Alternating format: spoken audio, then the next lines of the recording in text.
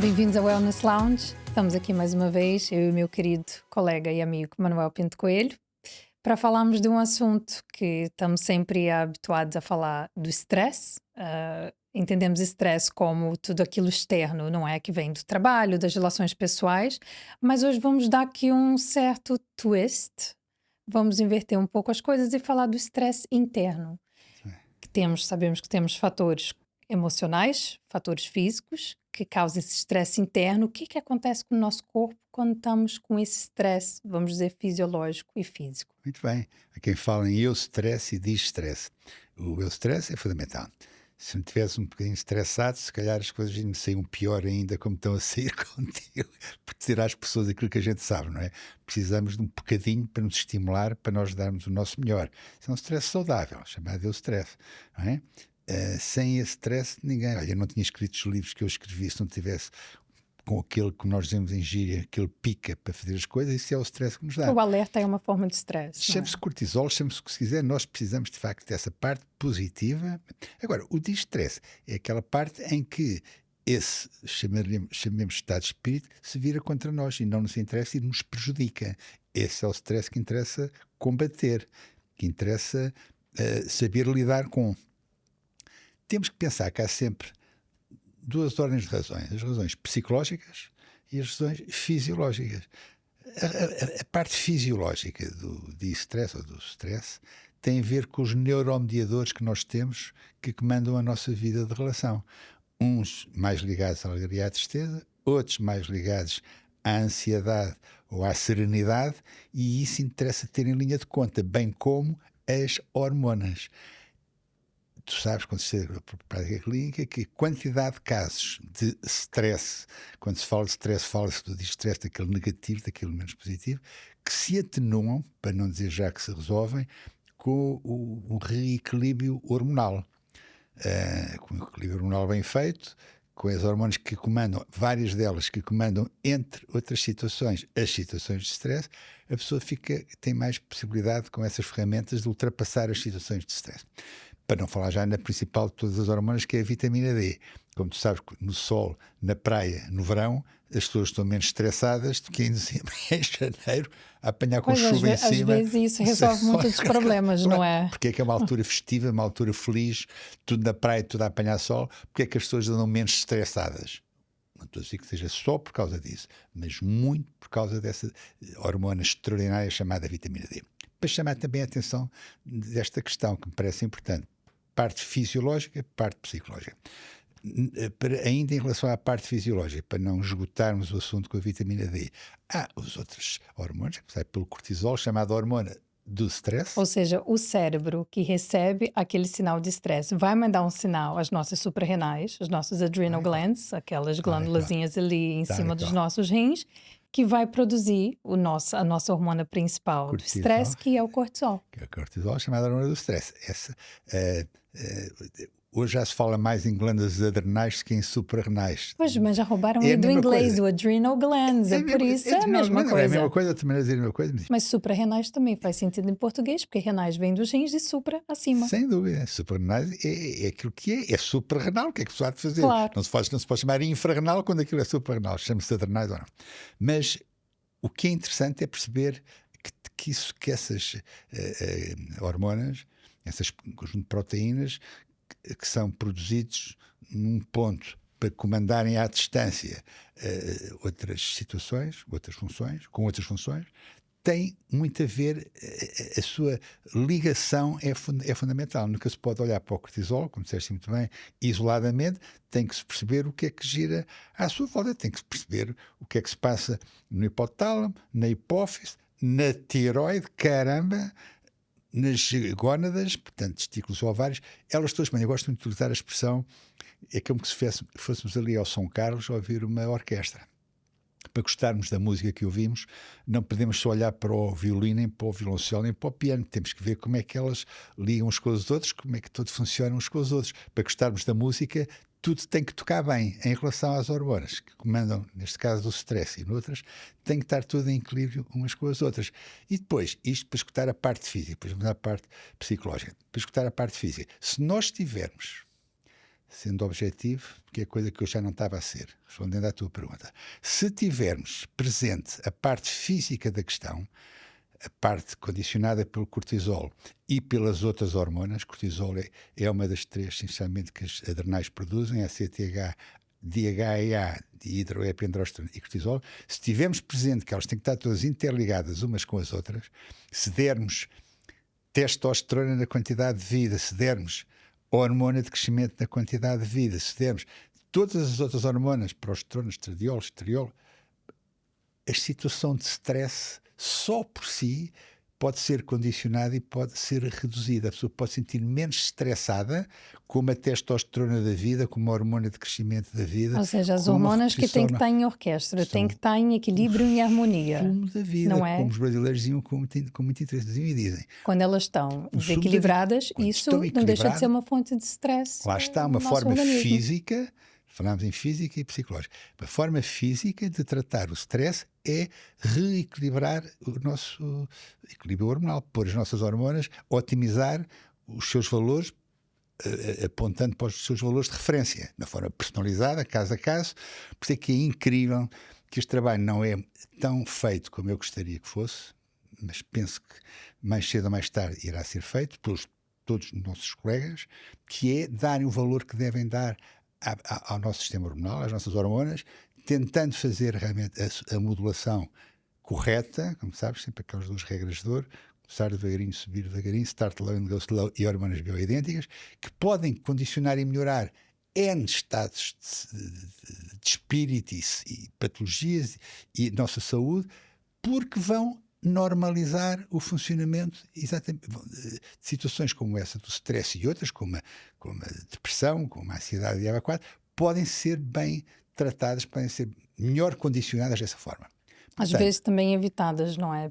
Por esse equilíbrio das hormonas. Ter presente, já que estamos a falar da parte física da questão, ainda não fomos à parte psicológica, tendo presente que no nosso principal órgão, chamado intestino, temos esses neuromediadores que comandam tudo isso, Temos 95%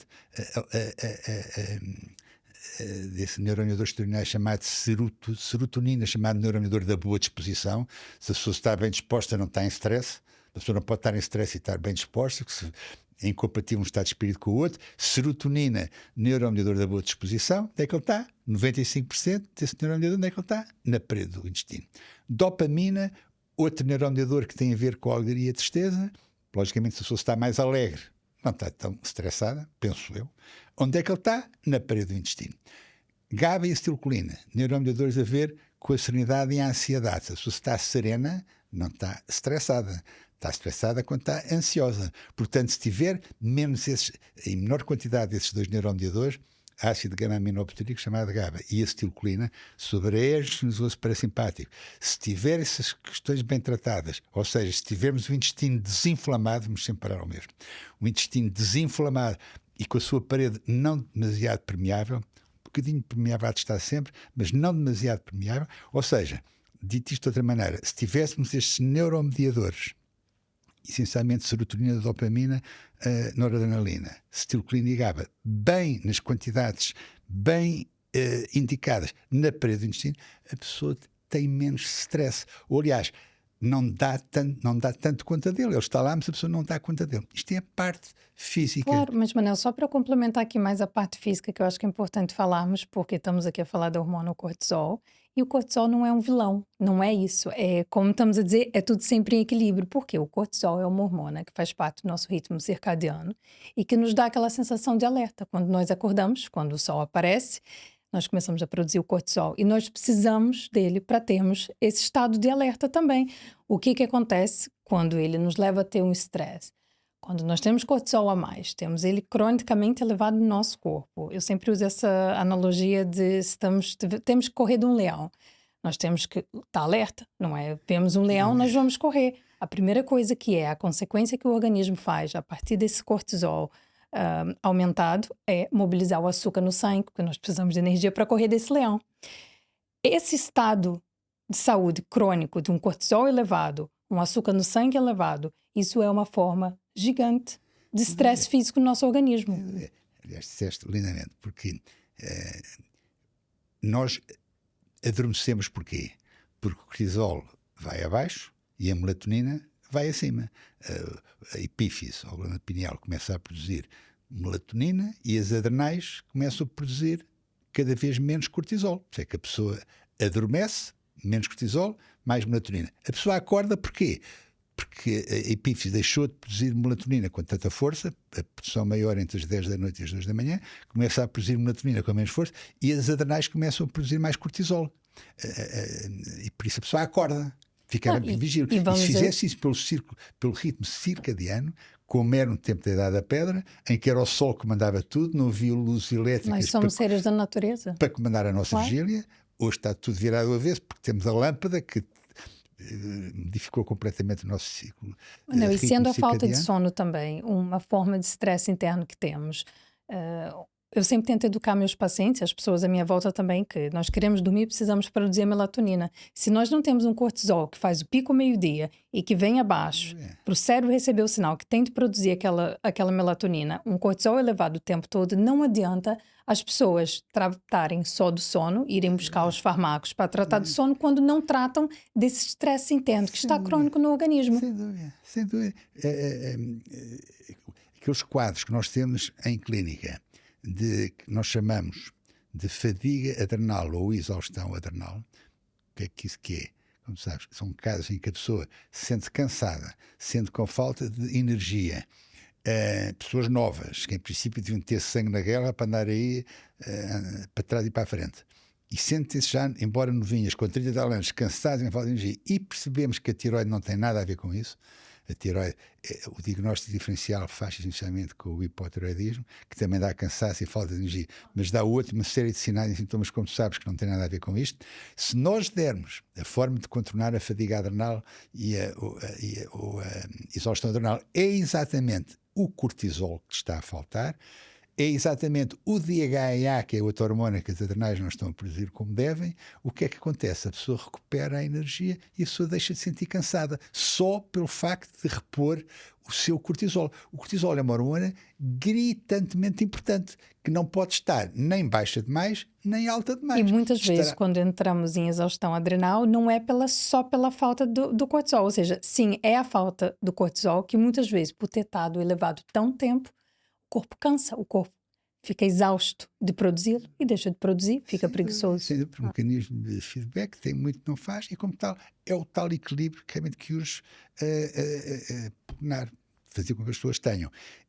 E ter sempre presente, então, isso, que é as hormonas como o cortisol, esta principalmente, vamos a falar do stress, então o cortisol, ou não fosse chamada hormona do stress, convém estar na primeira linha da nossa observação, mas também os humores, que são aqueles 5 que falámos, que têm, juntamente com as hormonas, condicionam esses nossos estados de alma. Parte física. Depois há a parte psicológica, que aí já não é tão mensurável. Não se pode ir, não é mensurável. Que tem que ser levado em linha de conta também. Há pessoas que têm tudo para não ter stress, porque corre tudo bem. Se fizesse uma quantificação dos seus neuromediadores e das suas hormonas, não se veria problema nenhum, estava tudo no sítio, e a pessoa depois insiste em ter fenómenos dentro de si que estressam, que produzem essa situação. Pois aí há que tentar perceber que estados de espírito são esses. E por isso é que também existe que os nossos colegas profissionais, psicólogos, psiquiatras e coaches, que tentam ajudar a pessoa a melhor entender esses seus estados de alma. Pois, a vida não vem com manual. Às vezes, pronto, temos traumas, temos acontecimentos até às vezes inconscientes no nosso corpo, que causam esse stress psicológico e que um profissional pode nos orientar. Claro. Então é importante buscar ajuda profissional. Nem tudo é quantificável, claro. Nem tudo é mensurável.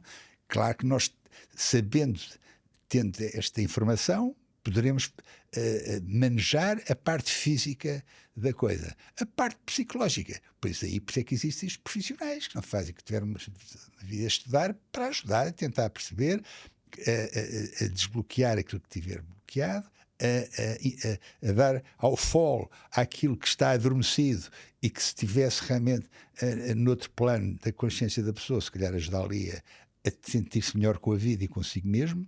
Portanto, é um misto sempre de uma coisa e de outra. É interessante o trabalho, com certeza que é interessante o trabalho, não é? Quando se fala em stress, explicar que nós não é acabar com ele, é saber lidar com ele, é ajudar a pessoa a melhor lidar com o stress. Portanto, há pessoas que em consulta, eu aconselho muito mais depressa o coach, os Jorge Coutinhos Que da teve aqui vida, conosco algumas semanas atrás, fantástico. Que se dedicou a isso, não e é? com uma vida inteira, eu chamei-lhe o Tony Robbins português, mas foi o Tony Robbins que faz exatamente a mesma coisa, complementando o trabalho, o nosso trabalho, técnicos mais no terreno, que possam ajudar então a que o organismo seja produtor das substâncias, sejam elas hormonas ou humores ou vitaminas ou sais minerais ou antioxidantes. Logicamente nós estamos a falar disto tudo. Há uma coisa chamada stress oxidativo, que é aquilo que Que está por também é detrás. uma forma de estresse Caramba, interno. caramba. É que nós voltamos sempre a bater na mesma tecla, Mané, mas a verdade é que é mesmo muita razão, porque sem esse equilíbrio físico não há o equilíbrio psicológico. Já viste? Se o corpo não está ali com aquela orquestra do Já São viste? Carlos, que eu adorei essa analogia, vou começar a usar essa em clínica, gostei imenso, eu adoro minhas analogias e estou a roubá-las aqui de ti. Uma Mas se não imagem vale mais do tivermos... que 1000 palavras, não é? Tu concordas também É com essa? verdade. Mas se não tivermos esse equilíbrio físico, esse estresse interno controlado em termos físicos, É não mais conseguimos fácil. lidar com, É com, mais com o estresse fácil ir à psicológico, parte não é? psicológica. E É quando mais falamos de fácil. estresse psicológico, não estamos a falar do estresse causado pelas relações sociais ou pelo que acontece fora. Estamos a dizer o que as emoções causam em termos de estresse, de alerta, que eu acho que, em primeiro lugar, mais que tudo, nós temos que aprender a nos conhecer, aprender a ouvir os sinais do nosso corpo, porque ele grita, não é? Ele nos diz algo está em desequilíbrio, algo não está bem. E eu acho que foi brilhante que tu disseste, Manel, que é, não há como evitarmos o estresse, mas nós temos que aprender a lidar com ele. E além, e pá, isso, eu não conseguiria dizer melhor.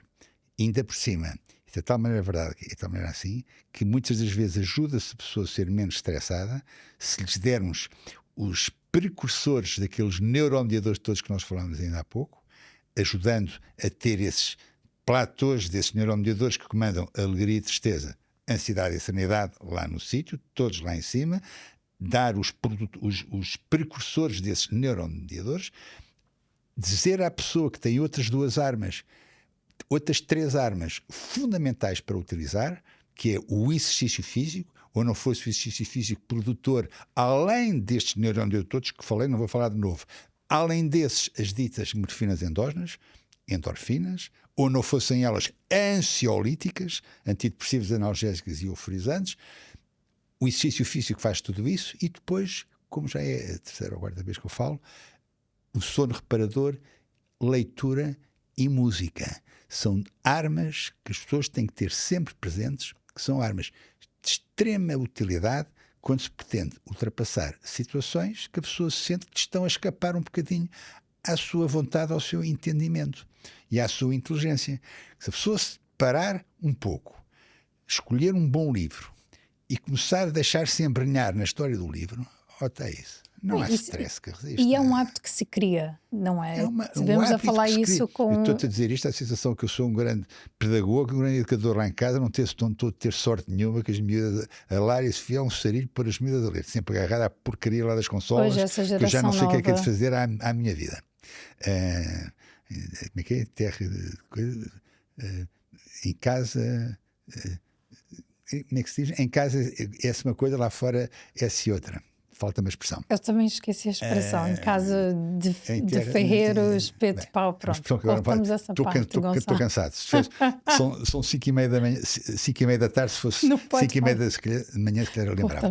Mas dificuldade de instituir estes hábitos, que nós sabemos que são hábitos saudáveis e que ajudam, entre inúmeras outras coisas, em combater as situações de stress. Claro que com 17 anos não tem nada disso, mas que para o nosso entendimento era importante. Mas não, e uma coisa que eu queria adicionar aqui, que eu estava a dizer, que um dos mecanismos que o cortisol, terra de o nosso... espeto de pau.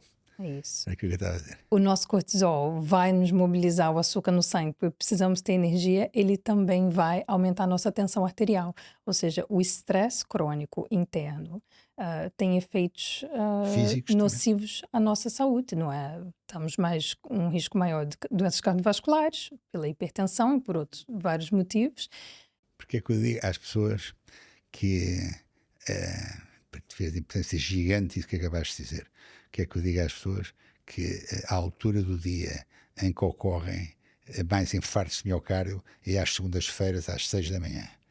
Porque a pessoa acorda segunda-feira às 6 da manhã, abre a pestana, pré-visualiza uma semana de terror que vai ter, ou dentro de casa, ou fora de casa, ou uma coisa e outra, liberta níveis extraordinários de cortisol, de noradrenalina, dopamina, tudo isso, vasoconstrição, o sangue a passar, mais dificuldade em passar nas artérias, os tecidos a receberem menos oxigênio, recebem menos sangue, recebem menos oxigênio, o coração não aguenta, infarto de miocárdio, e lá vai a pessoa desta para melhor. A hora que acontece mais vezes infarto de miocárdio é às 6 da manhã, segunda-feira, para se perceber a importância gigante que o stress e que esse estado de espírito tem. Ou não fosse os infartos de miocárdio, as vezes cardiovasculares, é a razão de morte número 1 em qualquer país do mundo, seja em Portugal ou seja onde for. E Portanto, o muitas vezes stress silencioso, não é? gritante. Entrando numa coisa mais pessoal, a razão porque eu tenho cada vez mais dificuldade em assistir a jogos, sou fanático de futebol, como sabes, jogos da minha equipa, do meu clube, que difíceis e daqueles que decidem, né? Cada vez tenho mais dificuldade em os ver, porque não estou para isso, não estou para sofrer, não estou para elevar os meus níveis de stress, não estou para pôr o meu cortisol nos 20 e tal ou nos 30, não estou para ter um infarto de miocárdio, tenho muita coisa para viver ainda nesta vida. Mas é muitíssimo importante ligarmos a estes fatores. Mas é isso, sabemos aquilo também que agrava o nosso stress, claro que está a usar também um exemplo de prazer, mas saber o que agrava o nosso stress e tentar evitar, tentar lidar, tentar nos conhecer Saber para lidar evitar. com ele, saber Porque lidar com quando ele. o que nós temos que perceber é o estresse externo, não é aquilo tudo que nos estressa, a vida que vivemos hoje em dia, a falta de dinheiro, as relações, etc. Se nós temos um estresse dentro do organismo, não é sem ele, mas controlado, equilibrado, nós vamos conseguir lidar melhor com esse estresse externo. Sem O dúvida. físico vem sempre primeiro. Sem dúvida. E digo Voltamos. pela enésima vez, não vou dizer mais, não pensas que realmente que eu tenho um disco riscado dentro de mim, a força do livro é uma coisa avassaladora. Eu não conheço uma pessoa que esteja a ler um livro e que esteja estressada. Não pode estar, então não está a ligar nenhuma àquilo que está a ler. Se entrosa bem na história que o livro está a ler, deixa de estar estressado, pura e simplesmente. É óbvio, é de tal maneira evidente. Logicamente, se puder isto tudo com uma música mais agradável, então. Já reparaste que não é preciso estar a tomar antidepressivos, ansiolíticos, não é preciso estar a encharcar o nosso sistema nervoso central com moléculas que a curto ou a médio prazo desmemoriam. Não há pessoa que tome esse tipo de psicofármacos que a curto ou médio prazo ficou a memória prejudicada. Não há Fora o ninguém. impacto no nosso microbioma, mas isso é outra história. Pronto, é começar por aí que é onde está tudo, não é? Como sabe, não tinhas falado nisso e falaste com muito sentido de oportunidade, começado por ter um intestino saudável, que é lá que moram todos esses, onde mora, uma grande porcentagem estão representados esses neuronomeadores que comandam essa nossa vida de relação. A bicharada, os 30, temos 38 mil células, mas temos 38 trilhões de células, mas temos 100 trilhões de micro-organismos dentro do nosso intestino, a começar por bactérias. Tu és mais especializada nessa matéria que eu. Vírus, protozoários e fungos, mas essencialmente bactérias com DNA, com tudo aquilo que nós precisamos para ter uma vida E eu achei sistema super imunitário mais equipado. oportuno, Manel, tu falares isso porque sabemos que também o desequilíbrio do nosso microbioma, quando temos bactérias, não aquelas que são nossas amigas, mas as patogênicas, estão em maior quantidade, isso é uma grande fonte de stress As interno ao saudáveis nosso têm maior organismo. quantidade que as patogénicas. Quando as patogênicas estão acima, isso cria um desequilíbrio no nosso microbioma que leva-nos a ter um stress e depois, com aquilo que já falamos, do eixo intestino-cérebro, aquela ligação bidirecional, pronto, aquilo vai lá atingir nossa saúde mental também. Ou seja, temos que ter conta que se procurarmos equilibrar as nossas hormonas, seja ela o cortisol, seja as nossas hormonas sexuais, seja a insulina, que é uma hormona também importante, e todas as outras, e buscarmos ter essa autoconsciência de nos cuidarmos, de ouvir nosso corpo, de buscar bons hábitos, sim, é difícil, mas o mesmo esforço que leva para procurarmos bons hábitos também é um esforço que se leva a levar maus hábitos. E estou a falar do hábito da leitura, que realmente uma pessoa, nunca parei para pensar, mas é verdade, uma pessoa que lê não está estressada. Isso é incrível. Então não Ou seja, se está ligado nenhuma àquilo conseguimos que está ali. usar essas dicas que estamos aqui a partilhar para reequilibrarmos o nosso stress físico interno, nós vamos ser muito mais felizes, muito mais Isso é saudáveis. de tal maneira assim, para as pessoas perceberem como é que as coisas todas se interligam umas coisas às outras. A pessoa que tem um bom microbioma, ou seja, uma pessoa que se alimenta como deve ser e que tenta eliminar as situações que inflamam e que aumentam a permeabilidade do intestino, não só é mais resistente às infecções, porque tem um sistema imunitário mais promovido, ou não tivesse ele 70% na parede do intestino, como é a pessoa mais alegre e mais feliz, ou não tivessem lá representados os neuromediadores que mandam a nossa boa disposição, serotonina 95%, dopamina 50%, acetilcolina e GABA, não sei exatamente qual é a porcentagem, mas estão largamente representados lá também, ou seja, uma pessoa que tenha esses neurotransmissores equilibrados ultrapassa com mais facilidade as situações de stress e as situações tristes que tem na vida, tem o prémio adicional, chamemos assim, de ser mais capaz de fazer frente às invasões dos micro-organismos que só verem chateá-la, não é? Porque o sistema imunitário com mais músculo ganha no braço de ferro com mais facilidade aos agentes invasores, portanto é o win-win, a pessoa é mais resistente a tudo, adoece com mais dificuldade, está mais bem disposta, está mais elegante, porque como eu disse já num dos nossos podcasts, a pessoa que afasta os alimentos inflamatórios está a afastar também aqueles que têm mais calorias. E também não está a dar comidinha para essas bactérias patogénicas serem estimuladas no nosso microbioma. Resolve o problema da disbiose intestinal, que te referiste com um grande brilho ainda há pouco, portanto fica realmente o equilíbrio, ficamos mais equilibrados, ganhamos de todas as maneiras efetivos.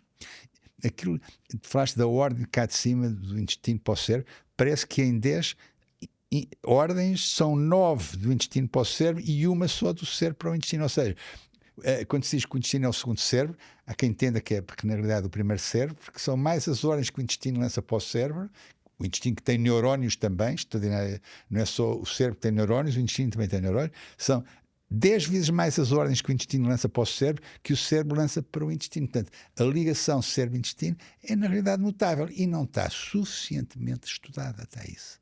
Não está Estamos na infância dos estudos, Manel, o que é fascinante. Como eu adoro estudar, vejo que realmente isso está na infância, não sabemos tudo. E ainda bem, porque temos muito para descobrir e muito para partilhar. Eu, quando saí da faculdade, em 1972, comecei em 1966, tu não eras nascida ainda. Ainda não.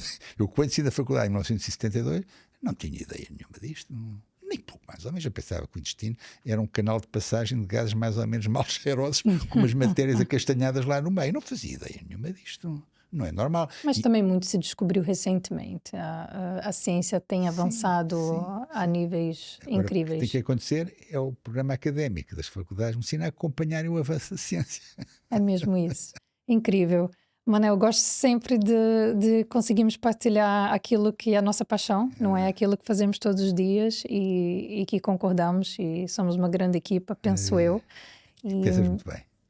É um prazer muito grande que eu tenho partilhar contigo estas ideias. Tu és uma interlocutora encantadora a todos os títulos. Obrigada.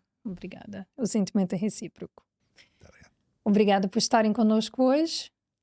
Encerramos mais um episódio do Wellness Lounge e até para a próxima semana.